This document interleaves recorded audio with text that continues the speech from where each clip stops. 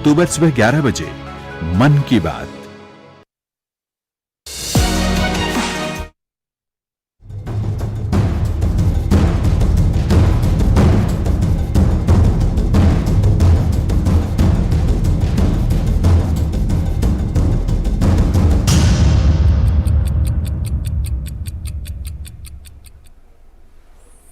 नमस्कार, DD news पर आप देखना शुरू कर चुके हैं हमारा खास प्रोग्राम। इस वक्त मैं हूं लाल चंद्र सिंह।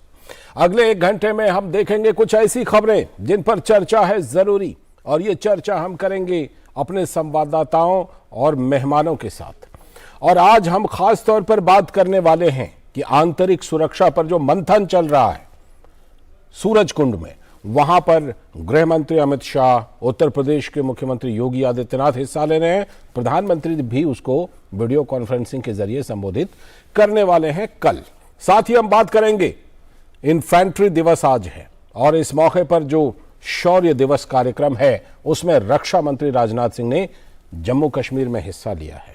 और आज की जो हमारी खास चर्चा होने वाली है वो चर्चा होने वाली है कि पराली और प्रदूषण पर लंबे चौड़े वादे करने के बाद अब रोना चालू है। आम आदमी पार्टी की तरफ से, पंजाब की सरकार की तरफ से एनजीटी का जुर्माना लगा है, लेकिन रुदाली चालू है। इस पर करेंगे चर्चा। और साथ ही बात करेंगे कि पाकिस्तान में इमरान खान की नजर किधर है, वो जो जिहाद कर रहे हैं उसमें उनका मंसूबा क्या है, इस पर करेंगे बात। लेकिन सबसे पहले इस वक्त की हेडलाइंस।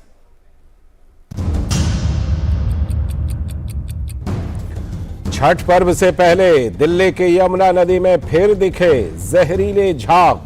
श्रद्धालुओं ने दिल्ली सरकार से की साफ सफाई की मांग। गाजीपुर में आम आदमी पार्टी और भाजपा के कार्यकर्ता आ गए आमने सामने।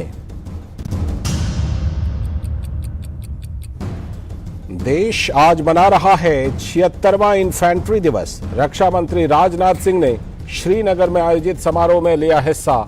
नेशनल वॉर मेमोरियल पर सीडीएस जनरल अनिल चौहान ने शहीदों को किया नमन। राष्ट्रपति द्रौपदी मुर्मू आज एक समारोह में अपने अंगरक्षकों को सिल्वर ट्रम्पेट और ट्रम्पेट बैनर करेंगी प्रदान। राष्ट्रपति भवन में राष्ट्रपति के अंगरक्षकों के लिए समारोह का आयोजन।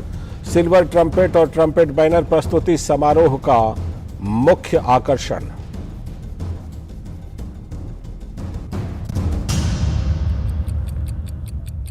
केंद्रीय गृह एवं सहकारिता मंत्री अमित शाह सूरज कुंड में 2 दिवसीय चिंतन शिविर की कर रहे हैं अध्यक्षता। राज्यों के गृह सचिव और पुलिस महानिदेशक, केंद्रीय सशस्त्र बलों तथा केंद्रीय पुलिस संगठनों के महानिदेशक भी शिविर में हो रहे हैं शामिल। 6 सत्रों में विभिन्न विषयों पर होगी चर्चा। पीएम मोदी शुक्रवार को वीडियो कॉन्फ्रेंसिंग के जरिए इस शिविर को करेंगे संबोधित। श्री केदारनाथ धाम के कपाट शीतकाल के लिए हुए बंद। सेना के मराठा रेजिमेंट के बैंड की भक्तिमय धुनों के बीच 3000 से भी अधिक श्रद्धालु कपाट बंद होने के बने साक्षी। इस वर्ष रिकॉर्ड 15 लाख से भी अधिक तीर्थयात्रियों ने भगवान केदारनाथ के किए दर्शन। हिमाचल प्रदेश विधानसभा चुनाव के लिए नामांकन पत्रों की आज हो रही है जांच। उम्मीदवार शनिवार तक नाम ले सकते हैं वापस। प्रदेश में 12 नवंबर को डाले जाएंगे वोट।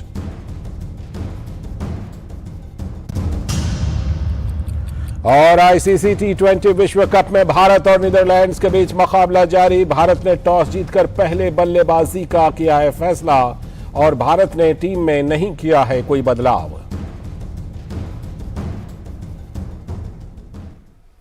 तो ये थी इस वक्त की हेडलाइंस और अब हम देखते हैं खबरों को विस्तार से और अपनी चर्चा की शुरुआत करते हैं। और सबसे पहले जो हम बात करने वाले हैं वो आंतरिक सुरक्षा पर चलने वाले मंथन की बात कर लेते हैं। केंद्रीय गृह एवं सहकारिता मंत्री अमित शाह 2 दिवसीय चिंतन शिविर की कर रहे हैं अध्यक्षता और ये चिंतन शिविर में आयोजित 6 सत्रों में विभिन्न विषयों पर हो रही है चर्चा और ये चर्चा आंतरिक सुरक्षा के मुद्दे पर है। और पीएम मोदी शुक्रवार को वीडियो कॉन्फ्रेंसिंग के जरिए इस शिविर को संबोधित करने वाले हैं।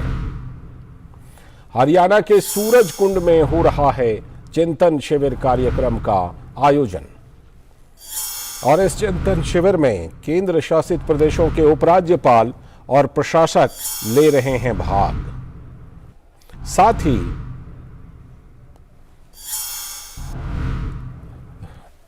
तो हम इस चिंतन शिविर से जुड़ी खबर आपको दिखाएंगे, लेकिन इस वक्त सीधे लिए चलते हैं आपको बीजेपी हेडक्वार्टर, जहां प्रवक्ता गौरव भाटिया संबोधित कर रहे हैं। भारत के पहले प्रधानमंत्री स्वर्गीय जवाहरलाल नेहरू जी ने 5 ऐसी बड़ी गलतियां करी, भूल करी, जिसकी एक बड़ी कीमत हमारे देश को, देशवासियों को और जो कश्मीर के नागरिक हैं उनको चुकानी पड़ी। इस विषय पे भारत के कानून और न्याय मंत्री किरण रिजिजू जी ने भी प्रकाश डाला है और कुछ अहम मुद्दे उठाए हैं। और भारत श्री नरेंद्र मोदी जी के नेतृत्व में आज वो देश है जो बड़ी मजबूती से पूरे विश्व को दिशा दे रहा है। लेकिन एक लोकतंत्र मजबूत होते हुए भी आत्मचिंतन करता है, अपनी इतिहास में की गई भूलों से सीखता है। और यह प्रेस वार्ता इसलिए बहुत अहम है क्योंकि जवाहरलाल नेहरू जी की जो ये 5 भूल थी, इसको दबाए रखने का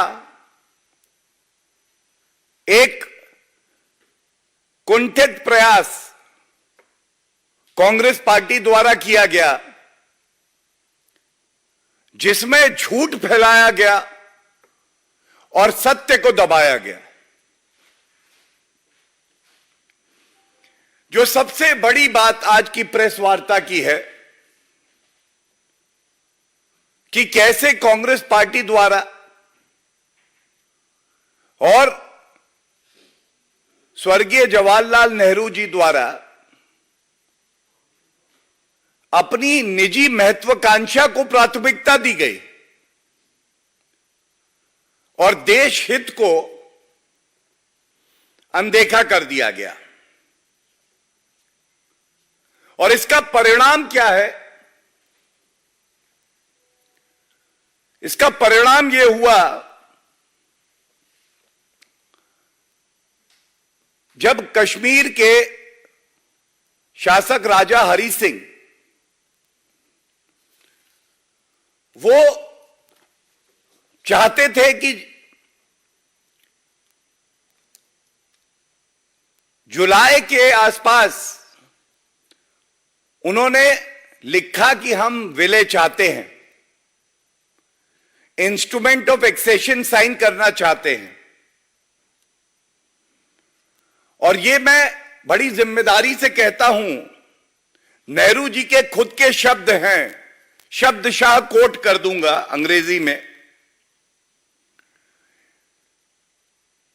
In Nehru's own words, the question of accession, quote, came up before us informally round about July or the middle of July. तो ये सवाल पूछा जाएगा कि जब ये जुलाई में बात आई तो अपनी निजी महत्वाकांक्षा को प्राथमिकता देते हुए किस तरह से उन्होंने राष्ट्रहित को दरकिनार कर दिया। और उनकी दोस्ती शेख अब्दुल्ला के साथ थी, हर कोई जानता है। दोस्ती ऐसी निभाई जिसकी वजह से आजाद भारत ने आक्रांता देखी पाकिस्तान द्वारा, द इन्वेजन बाय पाकिस्तान।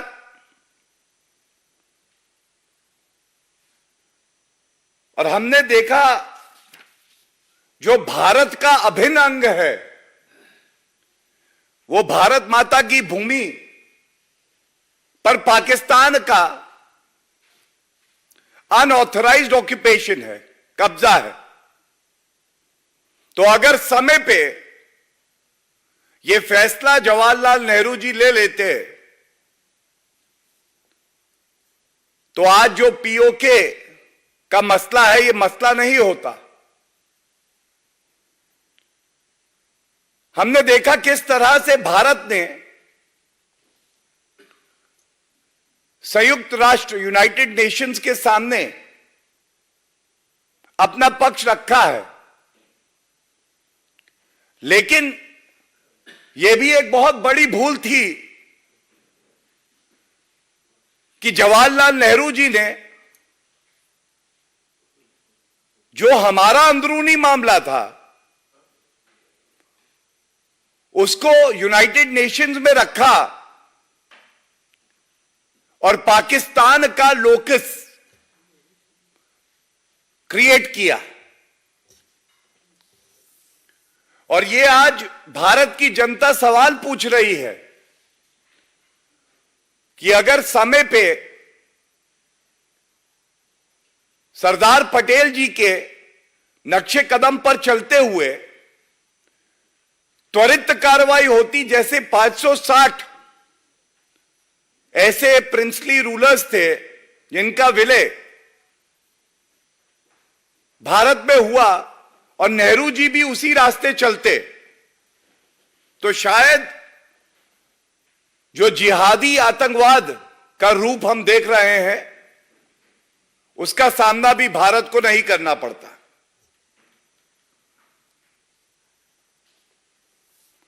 और कुछ माह पहले हमने देखा था किस तरह से जो सच्चाई थी जिसको पुनः कांग्रेस ने ही दबाने का प्रयास किया, हमारे कश्मीरी पंडित हिंदू भाई बहन जिस तरह से प्रताड़ित किए गए, उनके अपने घरों को छोड़कर कश्मीर को छोड़ना पड़ा, यह भी शायद ना होता। आज यह बात बार बार पूछी जाएगी कि ऐसा क्यों हुआ कि जवाहरलाल नेहरू जी ने अपनी दोस्ती निभाते हुए जब राजा हरि सिंह जी के साथ समझौता हो रहा था, इंस्ट्रूमेंट ऑफ एक्सेशन साइन हो रहा था,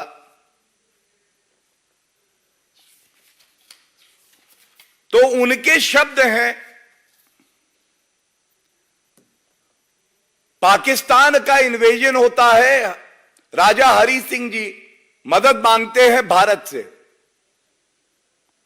लेकिन दुख की बात यह है जवाहरलाल नेहरू जी बिल्कुल स्पष्ट शब्दों में कह देते हैं, और मैं पुनः कोट करूंगा जो कहा गया, I suggested to you the urgency of taking some steps like the formation of a provisional government. Sheikh Abdullah, who is obviously the most popular person in Kashmir, might be asked to form such a government.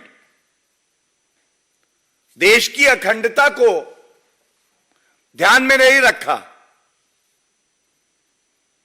जो अपनी निजी महत्वाकांक्षा है और जो अपनी मित्रता थी उसको ध्यान में रखा। और ये लोकसभा में जो उनके शब्द हैं वो भी आपके समक्ष रख देता हूं। 1952 में जवाहरलाल नेहरू जी कह रहे हैं, I remember it must have been the 27th of October.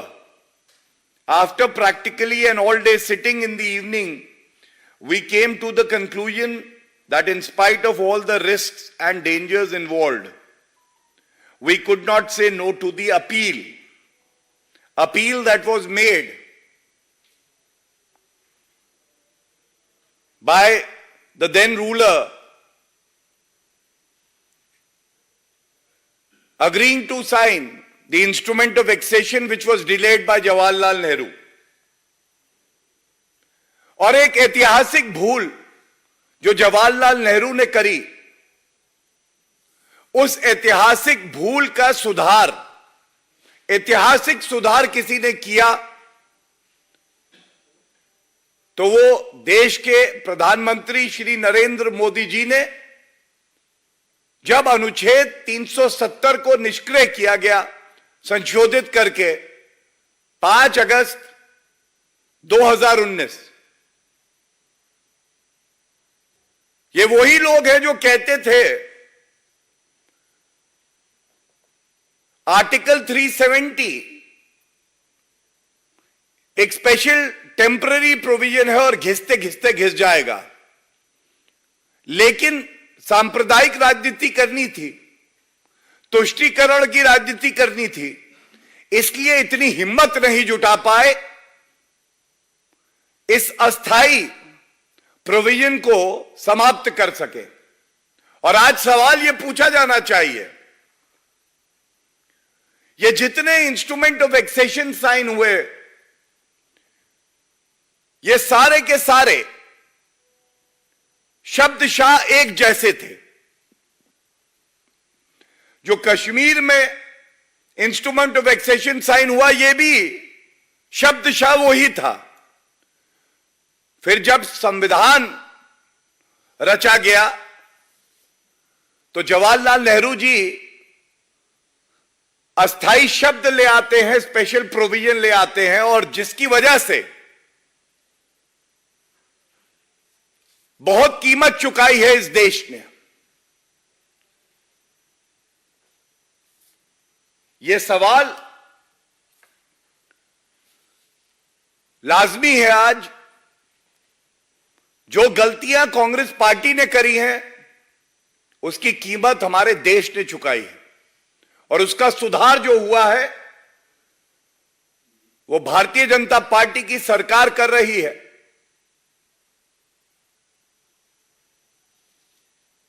आज ये सारे सवाल जो पूछे गए हैं इस मंच से,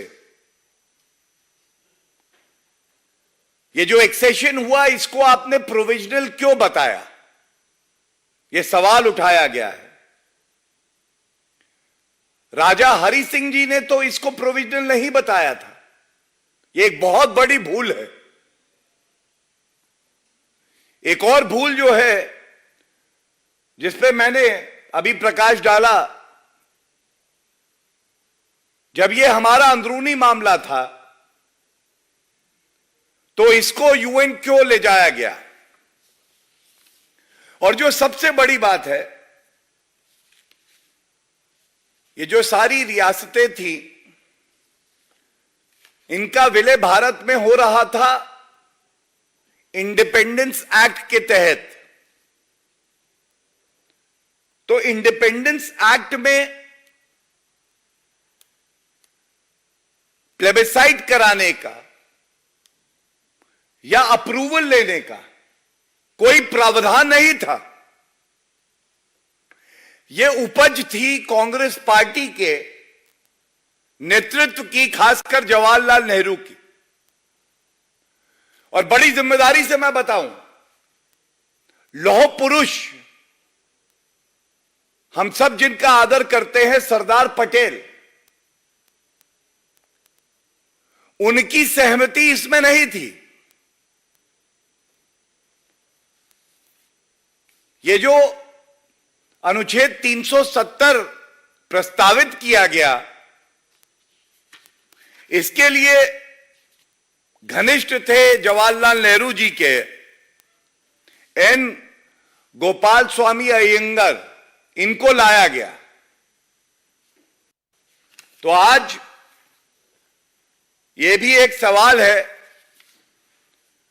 कि ये जो पॉपुलर अप्रूवल लिया जाएगा, यह उपज जवाहरलाल नेहरू जी की ही थी। और मैं केवल एक बात कह के अंत करूंगा, कांग्रेस अभी भी बदली नहीं है। जो बांटने की सोच है वो अभी भी वैसी ही है। जब अनुच्छेद 370 को संशोधित करने के लिए बिल लाया गया, याद आता है कि मंत्री अमित शाह जी ने कश्मीर के मुद्दे पे कहा जान दे देंगे लेकिन 1 इंच भूमि नहीं देंगे। तब नेता सदन कांग्रेस पार्टी के अधीर रंजन चौधरी, उनका वक्तव्य मेरे हाथ में है, उन्होंने ये पूछा कि ये संशोधन आप कैसे ला रहे हैं। ये संशोधन इसलिए नहीं आ सकता है क्योंकि ये मामला संयुक्त राष्ट्र में लंबित है।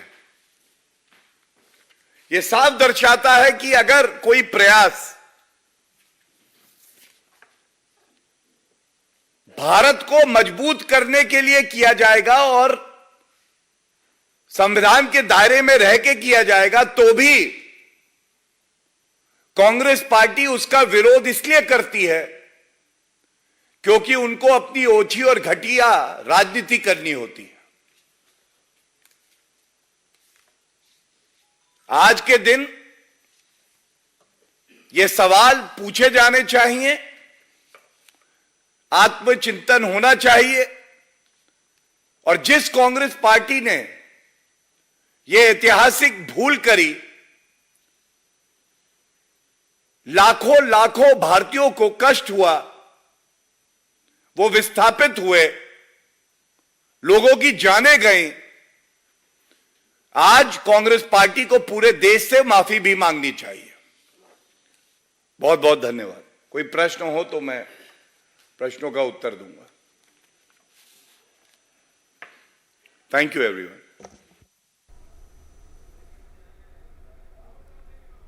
सीधा प्रसारण आप भाजपा मुख्यालय से देख रहे थे। गौरव भाटिया, उनके प्रवक्ता, बीजेपी के प्रवक्ता ने खासतौर पर कश्मीर मुद्दे को उलझाने के लिए बहुत आरोप लगाया। और इस वक्त हम आपको एक ब्रेकिंग न्यूज दे रहे हैं। सपा नेता आजम खान हेट स्पीच मामले में दोषी करार। आजम खान को दोषी करार दिया गया है और सपा विधायक आजम खान की विधायकी पर संकट, अगर उनको सजा सुना दी जाती है तो।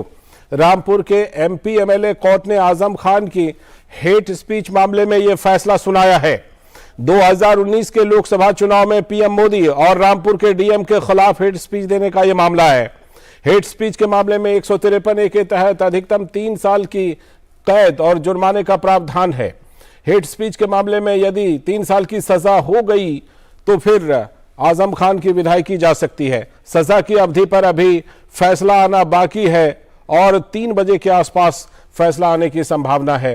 तो सपा नेता आजम खान हेट स्पीच के मामले में दोषी करार दिए जा चुके हैं, सजा सुनाना बाकी है और सजा सुनाने के बाद उनकी विधायकी पर संकट है।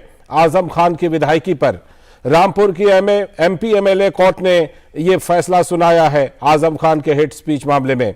2019 के लोकसभा चुनाव में पीएम मोदी और रामपुर के डीएम के खिलाफ उन्होंने हेट स्पीच दिया था। तो हेट स्पीच के मामले में 153A के तहत अधिकतम 3 साल के कैद और जुर्माने का प्रावधान है और ये 3 साल की सजा अगर हो जाती है तो आजम खान की विधायकी चली जाएगी। सजा की अवधि पर फैसला आना है और लगभग 3 बजे के आसपास संभावना है कि यह फैसला आ सकता है। और हमारे संवाददाता रामेंद्र सिंह इस पर और ज्यादा जानकारी देने के लिए जुड़ चुके हैं हमारे साथ। रामेंद्र, दोषी करार दिया जा चुका है, सजा का फैसला क्या 3 बजे के आसपास संभावित है? रामेंद्र, देखिए लालचंद जी, चूंकि ये आजम खान की जितने भी विवादित टिप्पणियां हैं, अब देखिए ना कि ये विवादित टिप्पणियों के नेता थे। उत्तर प्रदेश में अगर स्थिति देखा जाए राजनीतिक रूप से, उनको नहीं लगता था कि शायद भारत का संविधान उन पर लागू होगा। और ये मामला भी 2019 का लोकसभा चुनाव में भरे मंच से उन्होंने अभद्र टिप्पणियां की थी, जिसको संज्ञान लेते हुए मुकदमा दिखाया गया था। दोषी करार दिए गए, यानी एक चीज तय हो गई है, इस मामले में दोषी है और जिन्होंने कहा वो सारी चीजें पुलिस ने प्रूव कर दी है, जो कोर्ट में साबित हो गई।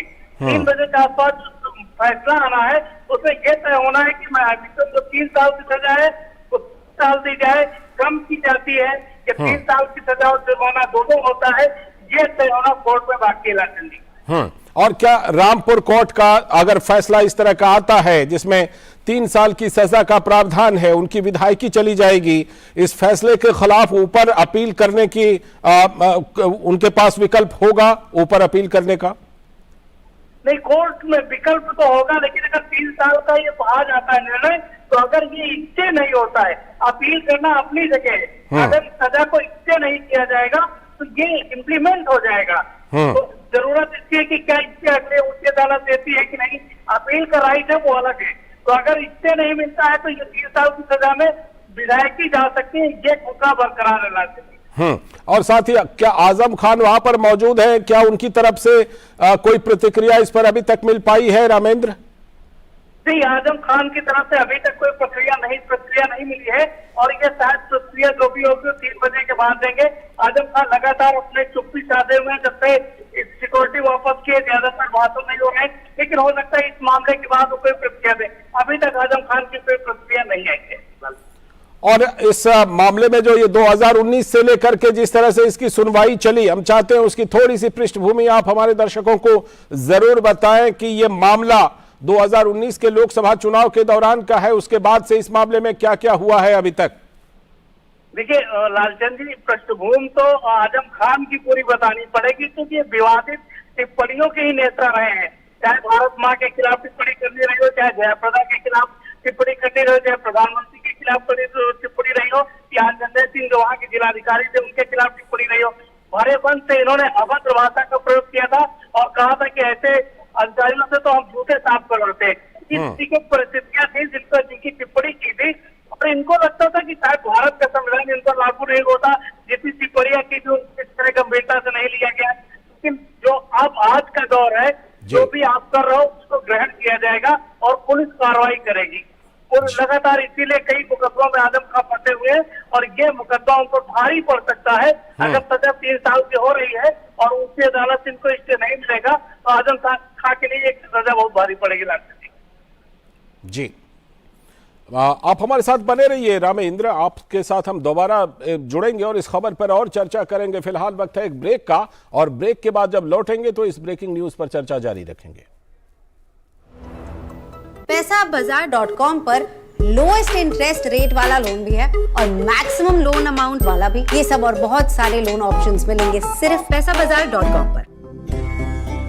हमारा देश भारत आजादी का अमृत महोत्सव मना रहा है। आइए हम इस महोत्सव में भाग लें। मैं एक वकील हूँ। हमारा जीवन देश के नागरिकों को इंसाफ और न्याय दिलवाने में बीतता है, पर अब हम उन्हें न्याय दिलवाना चाहते हैं जिन्हें न्याय नहीं मिल पाता। मैं बात कर रहा हूँ उन सड़क पर रहते हुए बच्चों की जिन्हें आपने कई बार देखा होगा। कोई बच्चा दिव्यांग होता है, कोई बाल मजदूर, कोई परिवार से बिछड़ा। जब भी हम ऐसे किसी बच्चे को सड़क पर देखें तो ये हम सभी का देश के प्रति कर्तव्य है कि हम NCPCR के सिटीजन पोर्टल पर सूचना दें।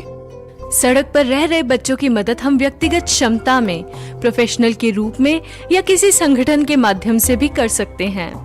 व्यक्तिगत रूप से प्रोफेशनल सेवा देने के लिए आप NCPCR के बाल स्वराज पोर्टल पर जाकर खुद को व्यक्तिगत सेवाओं के लिए जैसे लीगल सेवा, मेडिकल सेवा, शिक्षा देने की सेवा आदि प्रदान करने के लिए रजिस्टर करें।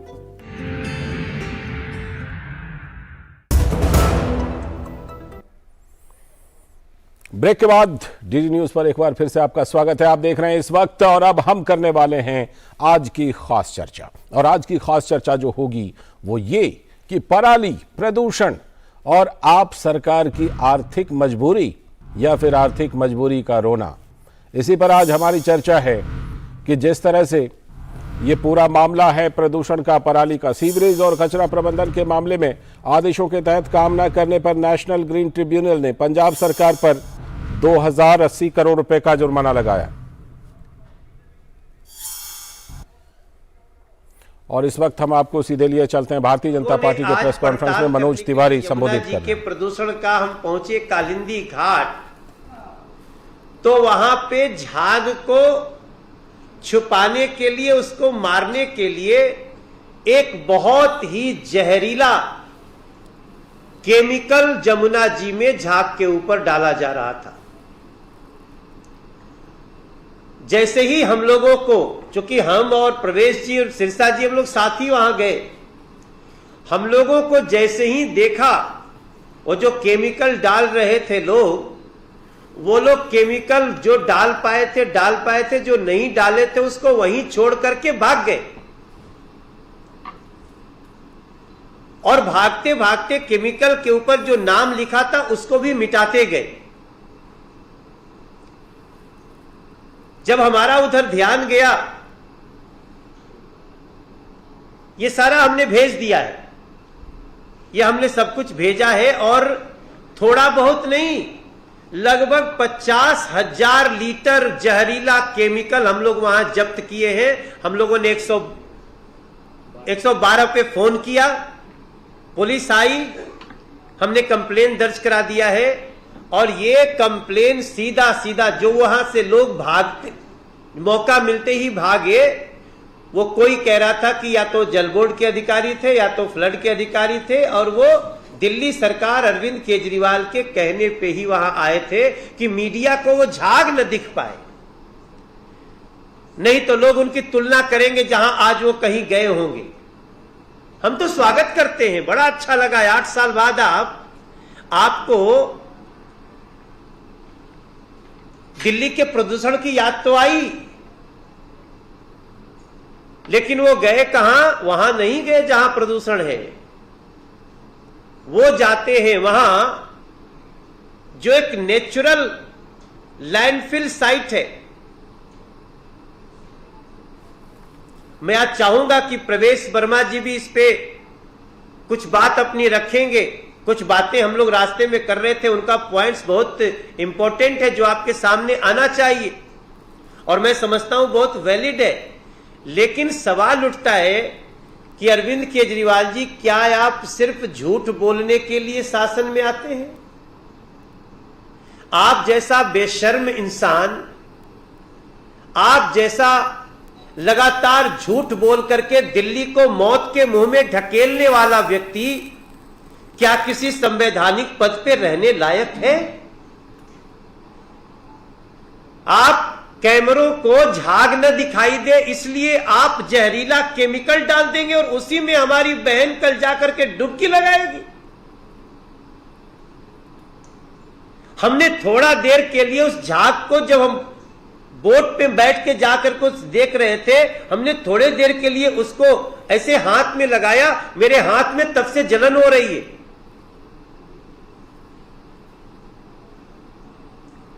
अरविंद केजरीवाल, आपने जीवन देने का वादा किया था और आप मौत बांट रहे हो।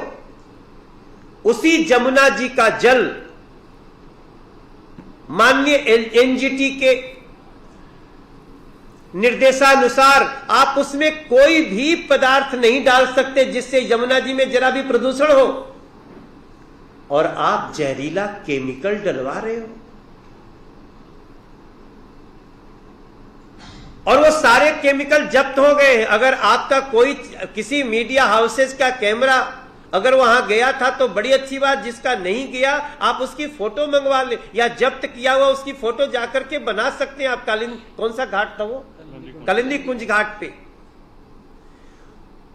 और ये मात्र प्रदूषण को बढ़ावा देने वाली घटना नहीं है, ये दिल्ली के लोगों को मौत के मुंह में ढकेलने की घटना, साजिश है। आपको अपनी सिर्फ प्रतिष्ठा बचाने के लिए वो झाग न दिखे, आपने जहर परोस दिया। आपको पता है अरविंद केजरीवाल जी कि एमसीडी ने लैंडफिल साइट को 60 फीट कम कर दिया पहले से, और लगातार घरों से कूड़ा उठ रहा है, उसके बावजूद भी 60 फीट कम किया। हम किसी के कूड़े को ये तो नहीं कह सकते ना कि घर में अपने फ्रिज के अंदर रख लो। आज एमसीडी डोर टू डोर कूड़ा उठा रही है प्रधानमंत्री नरेंद्र मोदी जी के इनिशिएटिव पर, और हमने लगभग 1800 कूड़ा घर, जिसको ढलाव घर बोलते थे, उसको हम लोगों ने समाप्त कर दिया है। और यही नहीं, कूड़ा घर को समाप्त करके वहां लाइब्रेरी बनाना शुरू किए हैं। अरविंद केजरीवाल जी, आप कभी इस क्षेत्र में सोच भी सकते हैं क्या?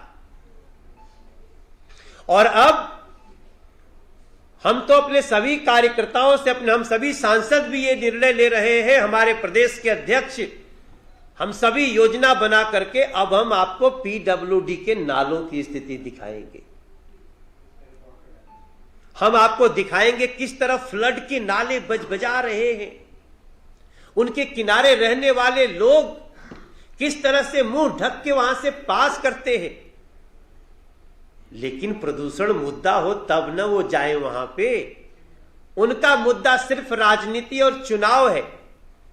हमारा मुद्दा दिल्ली को जीवन देना है भारतीय जनता पार्टी के लिए। इसलिए आज जो हमने 50,000 लीटर केमिकल पकड़ा है अमोनिया फास्फोरस के झाग को छुपाने के लिए, उसकी हमने एफआईआर करा दी है। मैं समझता हूं माननीय एनजीटी से भी हम लोग निवेदन करेंगे, माननीय एलजी को भी पत्र लिखेंगे कि जो लोग केमिकल डालने में शामिल थे उनकी भी जांच हो, और जो लोग डलवाए हैं उनकी भी जांच हो, और माननीय एनजीटी भी इसको देखें कि दिल्ली में इतना बड़ा अपराध दिल्ली सरकार ने क्यों किया। और इसी के साथ मैं अपनी वाणी को विराम देता हूं। मैं चाहूंगा प्रवेश जी अपनी बात थोड़ी सी रखें।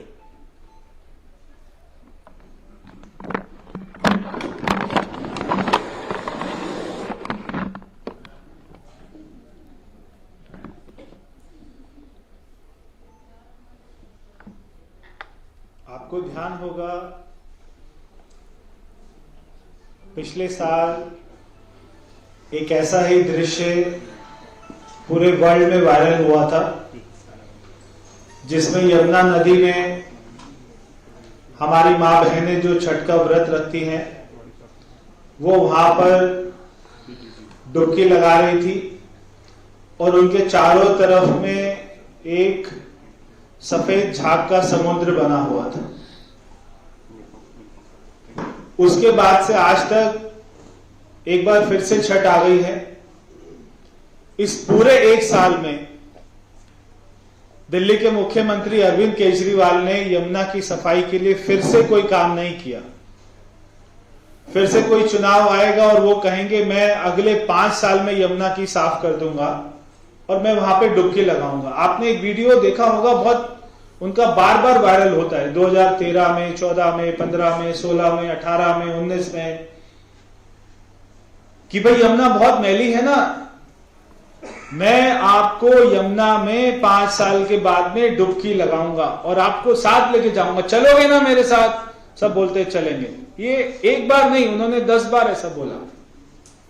ये सीधा प्रसारण आप भारतीय जनता पार्टी के प्रेस कॉन्फ्रेंस का देख रहे थे, जिसमें उन्होंने बड़ा आरोप लगाया है कि यमुना के झाग को छिपाने के लिए 50,000 लीटर रसायन लेकर वहां पर पहुंचे थे दिल्ली सरकार की तरफ से अधिकारी, और इसकी जांच की मांग की है और कहा है उन्होंने कि उपराज्यपाल तक भी इस मामले को हम ले जाएंगे। तो ये बड़ा आरोप। बहरहाल अपनी चर्चा की शुरुआत करते हैं, और वो चर्चा जो हम करने वाले हैं वो भी कहीं ना कहीं आम आदमी पार्टी की सरकार से ही जुड़ी हुई है वो चर्चा, और लेकिन वो पंजाब सरकार से जुड़ी हुई चर्चा है कि पराली, प्रदूषण और आम आदमी पार्टी की सरकार की आर्थिक मजबूरी, ये सवाल हम पूछ रहे हैं। इसलिए क्योंकि जो यू टर्न लिया है पराली पर और प्रदूषण पर, उससे ये सवाल बनता है। सीवरेज और कचरा प्रबंधन के मामले में आदेशों के तहत काम न करने पर नेशनल ग्रीन ट्रिब्यूनल ने पंजाब सरकार पर 2080 करोड़ रुपए का जुर्माना लगा दिया है। राज्य के वित्त विभाग ने खड़े कर दिए हैं हाथ, कहा है कि कर्ज के बोझ से दबा हुआ है पंजाब, तो हम तो नहीं दे सकते। एनजीटी ने कई दूसरे राज्यों पर भी लगाया है जुर्माना, लेकिन पंजाब को छोड़कर अन्य राज्य किश्तों में जमा कर रहे हैं अपने जुर्माने की राशि को। लेकिन खराब आर्थिक हालत के कारण पंजाब सरकार मांग रही है लगातार कुछ और वक्त। दूसरी राज्यों की बात करें तो दिल्ली सरकार पर 900 करोड़ रुपए का जुर्माना है, कर्नाटक सरकार को भी 2,900 करोड़ रुपए का जुर्माना देना है। दिल्ली में बढ़ते प्रदूषण को लेकर आप सरकार ने पंजाब के किसानों से किया था कैश इंसेंटिव देने का वादा, यानी नगद राशि, लेकिन पैसे की तंगी का बहाना बनाकर पंजाब के किसानों को नहीं दिया गया है अभी तक कोई भी अनुदान। तो इस बीच पंजाब में अन्य वर्षों की तरह पराली जलाने की घटनाएं बढ़ रही हैं, और दिल्ली में उसका असर है, प्रदूषण का स्तर खतरे से ऊपर है। फ्रीबी वाली आप सरकार पर लोग उठा रहे हैं सवाल कि बिजली फ्री गारंटी देने वाली सरकार फ्री ऑक्सीजन लेने पर क्यों कर रही है सियासत। पंजाब सरकार अपने विज्ञापन पर तो करोड़ों रुपए खर्च करती रहती है, लेकिन 15 दिनों से जो मुआवजे के लिए धरना दे रहे किसान हैं उनको पैसे देने के मामले में किल्लत बता रही है। तो परसेप्शन वाली सियासत को लेकर अरविंद केजरीवाल ने दिल्ली मॉडल को सियासी हथियार बना दिया है, लेकिन उसकी हकीकत भी अब सामने आ रही है। इसी साल दिल्ली के स्कूलों से 3 लाख से भी ज्यादा बच्चे गैर हाजिर हो चुके हैं, लेकिन तथाकथित बेस्ट शिक्षा मंत्री मनीष सिसोदिया के पास कोई जवाब इसका नहीं है। तो कुल मिलाकर बात वही कि जिस मॉडल का ढोल पीट रहे थे, ढिंढोरा पीट रहे थे, उस मॉडल में हो क्या रहा है वो सामने आ रहा है। बहरहाल जो पंजाब सरकार पर जुर्माना लगाया और जिस तरह उन्होंने हाथ खड़े कर दिए, आकांक्षा सक्सेना चंडीगढ़ से हमारी संवाददाता हमारे साथ जुड़ चुकी हैं बात करने के लिए, और साथ ही हमारे साथ 2 खास मेहमान पीयूष जोशी जो आम आदमी पार्टी के समर्थक हैं और राजनीतिक विश्लेषक हैं, वो हमारे साथ जुड़ चुके हैं, और साथ ही कमलजीत सोई जी हैं जो भारतीय जनता पार्टी पंजाब के प्रवक्ता हैं। आप तीनों का बहुत बहुत स्वागत। मैं पहले आकांक्षा का रुख करता हूं। आकांक्षा, जिस तरह से कि एनजीटी ने जुर्माना लगाया है, चाहे एनजीटी के पैसे पर हाथ खड़े करने की बात हो या फिर जो किसान धरना दे रहे हैं संगरूर में उनके सामने भी पैसे के रोना करने की बात हो, हर जगह से ऐसा लगता है कि पंजाब सरकार कई मामलों में यू टर्न ले रही है, हाथ खड़े कर रही है। क्या कहना है पंजाब सरकार का? कुछ जवाब दे भी रही है या नहीं? जी लालचंद जी, जहां तक एनजीटी का जो फाइन लगा है उसके देने की बात है, तो कल एक उच्च स्तरीय मीटिंग हुई थी, पंजाब चीफ सेक्रेटरी ने ली थी और विभिन्न विभागों के लोगों ने उसमें हिस्सा लिया था, और ये मत बनाया गया था कि जिस तरीके से और राज्य जो है पैसे दे रहे हैं उसी तरीके से ये भी कुछ 750 करोड़ रुपए जो है वो देगी, और 50 करोड़ रुपए जो है वो अभी देने की जो बात कही गई थी, और कुछ एक टाइम 6 महीने या 1 साल के अंदर अंदर जो है जितना भी 280 करोड़ का जो देना है, फाइन देना है, वो दिया जाएगा। लेकिन यहाँ पर बात ये आती है कि ये मुद्दा जो एनजीटी का है ये आज का नहीं है, ये 2016 में भी उन्होंने कहा था कि आपको प्रबंधन के लिए, कचरा प्रबंधन के लिए और सीवरेज के लिए आपको प्लांट्स लगाने की बहुत जरूरत है। 2018 तक भी ये नहीं हुआ था, प्रीवियस गवर्नमेंट्स ने भी इसके ऊपर कुछ बहुत ज्यादा नहीं करा था। इस वक्त ये बहुत बड़ा इशू है, एक एनवायरमेंट जो है वो बहुत इंपॉर्टेंट है, और कहीं ना कहीं जिस तरीके से आम आदमी सरकार आई है और फ्रीबीज दे रही है और सब चीजों पर, मेरे ख्याल से उनको ये मुद्दा बहुत इंपॉर्टेंट है और इस मुद्दे के ऊपर जो है कार्रवाई कर देनी चाहिए थी।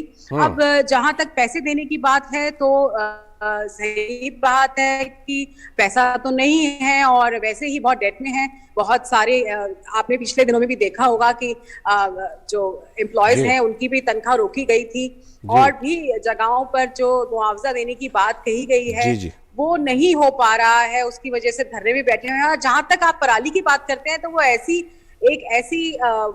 प्रॉब्लम है जो एकदम से सॉल्व नहीं हो सकती है। ओवर द इयर्स जो है सारी सरकारें उसके ऊपर काम कर चुकी है, पर एक कहीं ना कहीं उनको फेलिसिटेट करने की जरूरत है फार्मर्स को, क्योंकि जो बड़े फार्मर्स हैं वो तो अफोर्ड कर पाते हैं प्रबंधन पराली का, पर जो छोटे फार्मर्स हैं उनके पास एकमात्र सिर्फ चलाने का ही ऑप्शन बच जाता है, क्योंकि उन्होंने अगली फसल को उगाना होता है और जो टाइम पीरियड है वो बहुत कम है।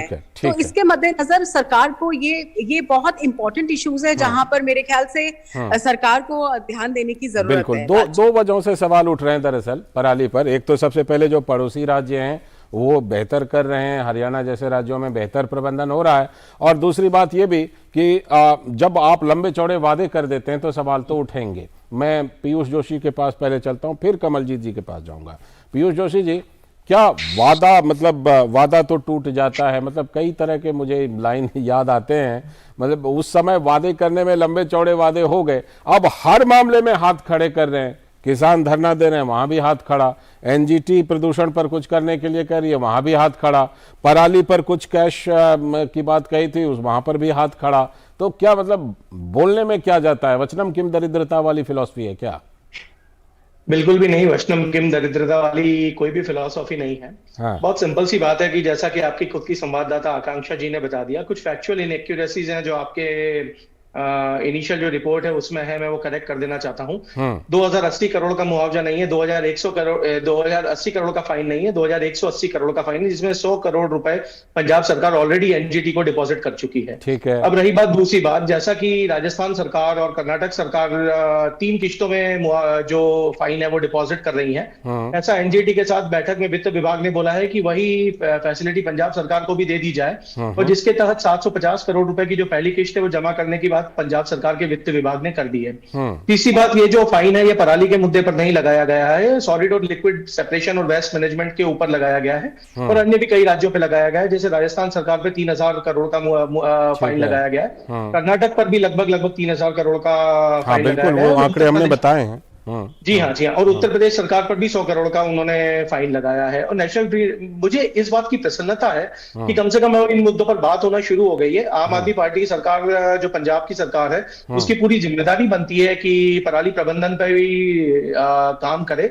और जिस प्रकार से आप देखेंगे कि पिछले वर्ष की तुलना में वादा भी किया है, जिस प्रकार से पिछले साल तक 19 अक्टूबर तक देखें, दीपावली के पहले तक, तो पिछले साल तक 9000 घटनाएं थी पराली जलाने की, जो अब की बार 2680 ही रह गई है। तो लगभग आंकड़े तो बता रहे हैं 5000 से ऊपर की घटना है। देखिए, ये धीरे धीरे करके बढ़ा। मैंने 19 अक्टूबर तक का आंकड़ा बता रहा हूँ, आज 27 अक्टूबर है। 8 दिन में यदि घटनाएं बढ़ी होंगी तो उसको हमें आज के 27 अक्टूबर का पिछले साल तक भी हमें कंपैरिजन करना पड़ेगा। रही बात क्या क्या किया है, तो बायोमास के प्लांट्स लगाए हैं, और जैसे करीब 10 से 20 प्लांट्स और पाइपलाइन में है। 2 प्रकार की टेक्निक से सॉल्व करने का चल रहा है, एक इन सीटू टेक्निक और एक ex situ technique. Ex situ के तहत बायोमास प्लांट्स लगाने के चल रहा है, और इन सीटू के तहत जो पूसा का जो केमिकल है उसको वहां पर छिड़काव करना, किसानों को सम्मानित करना, और किसानों को आर्थिक मुआवजा। ये 3 स्टेप्स हैं। किसान की नाराजगी हर जगह पे दिखाई पड़ रही है। पीयूष जी, आता हूं आपके पास, बिल्कुल लौटता हूं आपके पास, लेकिन कमलजीत जी के पास मैं चलता हूं। कमलजीत जी, आप लोग बार बार ये कहते रहे हैं, आप भी और वहां पर जो कांग्रेस पार्टी और तमाम विपक्षी पार्टी हैं, कि भाई पंजाब में दिल्ली वाला मॉडल नहीं चलेगा, है ना? तो आपको लगता है कि ये जो दिल्ली का मॉडल लेकर पंजाब गए थे आम आदमी पार्टी, केजरीवाल, वो कहीं ना कहीं पंजाब में ऐसा लग रहा है कि वो काम नहीं कर रहा है वो मॉडल?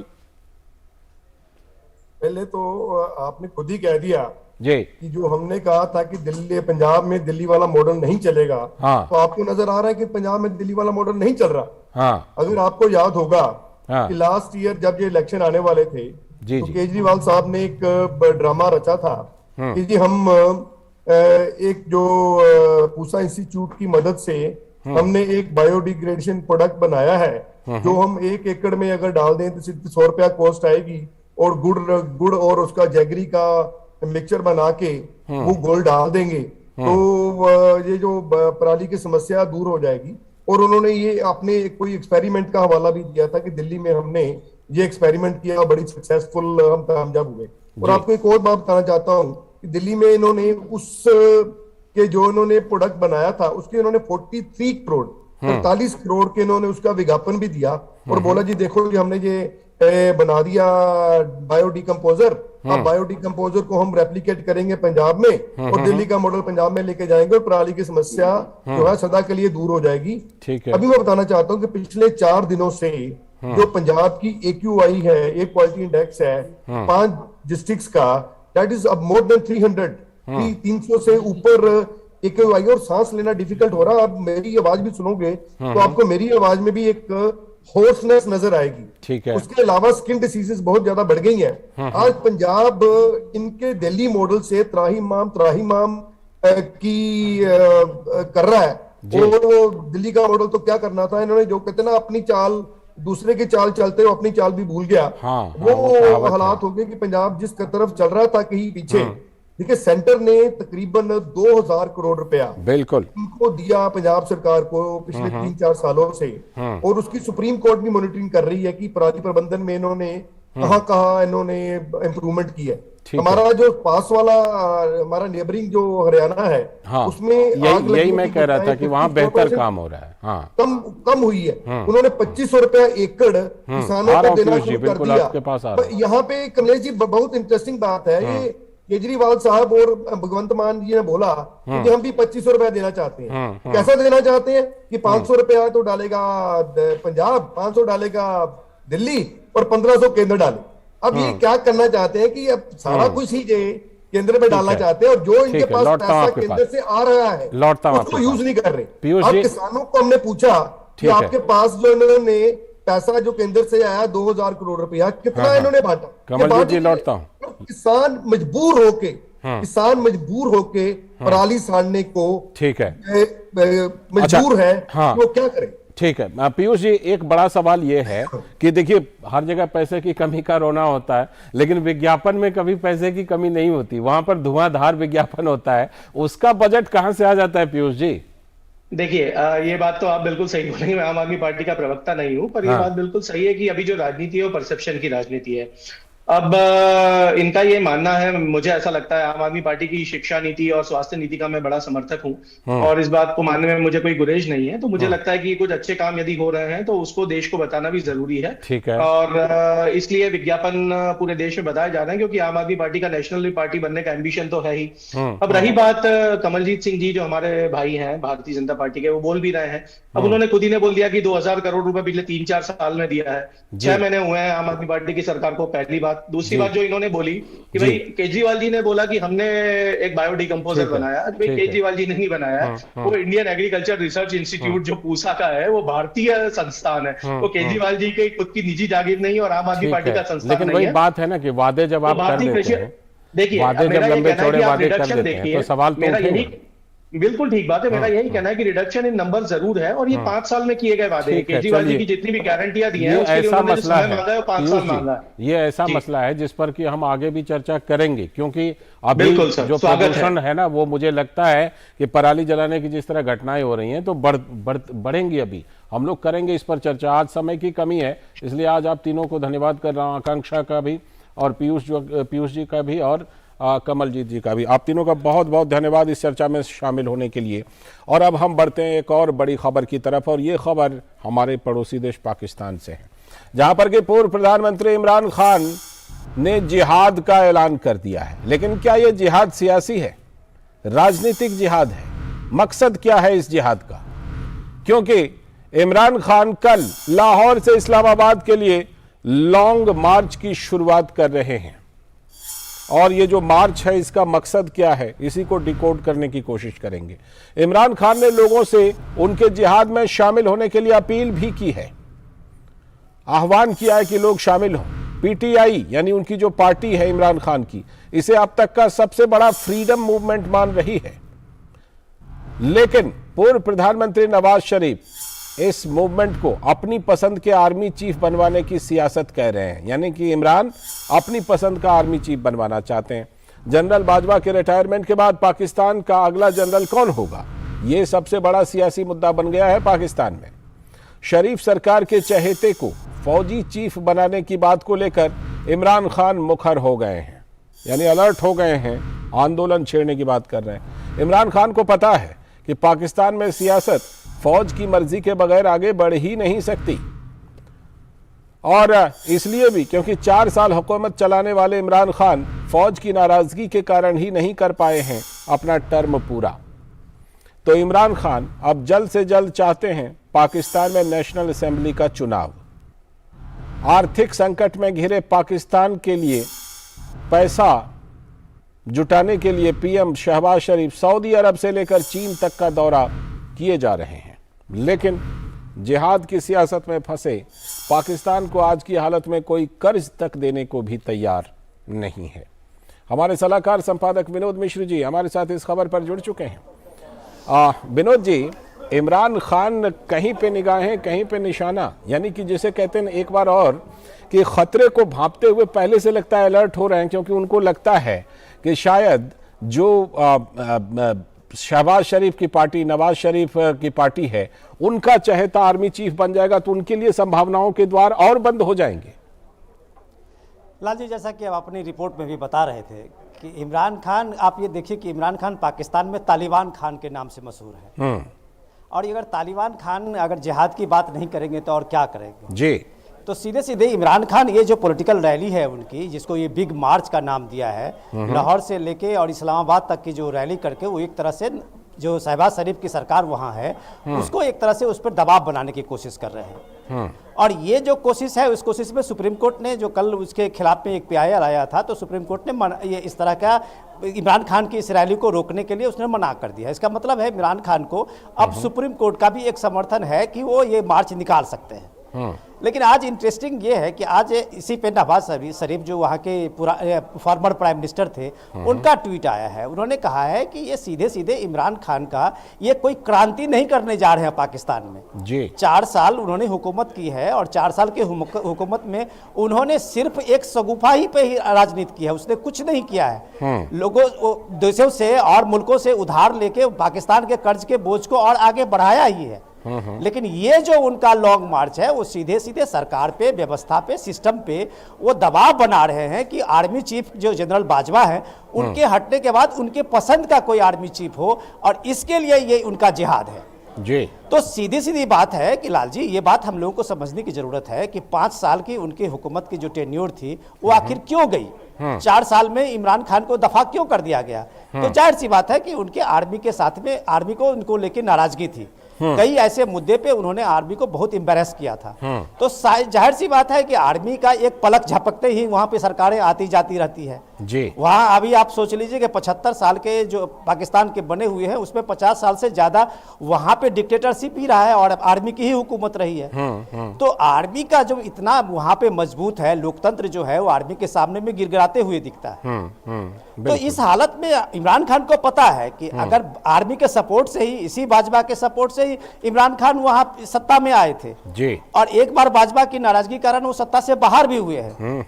तो ये जो लॉन्ग मार्च है उसको लेके जो आज शरीफ साहब का ये है, नवाज शरीफ जो ये बात कर रहे हैं उसमें बहुत दम है। ये इसलिए मैं कह रहा हूं कि पिछले 2 महीने से ये इमरान खान का जो पूरा का पूरा स्ट्रेटेजी है और उनका जो पूरा एक पॉलिटिकल अपना गेम है वो सिर्फ बाजवा के बाद का दूसरा चीफ कौन होगा उसी के लिए उनकी एक पूरी राजनीति एकदम केंद्रित है। लालचंद जी बिल्कुल। और मुझे लगता है कि जब से इमरान खान को हटाया गया है तब से वो बैठे नहीं है, लगातार कुछ ना कुछ कर रहे हैं। और अब ये लॉन्ग मार्च कर रहे हैं, इसमें पाकिस्तान की पॉलिटिक्स में कितना लॉन्ग जंप ले पाएंगे ये देखना होगा। समय की कमी है। बहुत बहुत शुक्रिया जुड़ने के लिए और विश्लेषण करने के लिए विनोद जी। और इसी के साथ आज के इस वक्त में इतना ही। पूरी टीम को दीजिए अनुमति, लेकिन डीडी न्यूज पर खबरों और कार्यक्रमों का सिलसिला लगातार जारी है। नमस्कार।